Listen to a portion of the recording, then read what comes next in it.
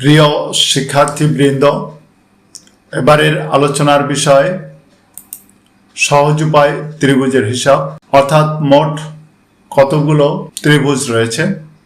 আলোচনাটি আমরা কয়েকটি ধাপে সম্পন্ন করব। তাহলে চলুন শুরু করা যায়।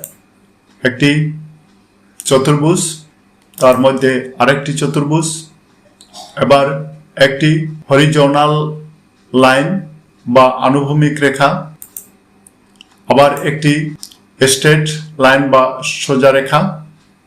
এবারে 1 2 3 4 অর্থাৎ 4 গুণ 2 = 8, অর্থাৎ এক্ষেত্রে ত্রিভুজের সংখ্যা 8টি।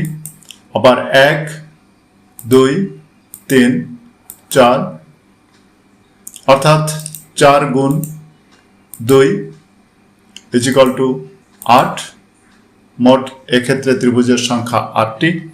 আমরা যদি যোগ করি তাহলে 8 + 8 অর্থাৎ 16টি। ধন্যবাদ সবাইকে।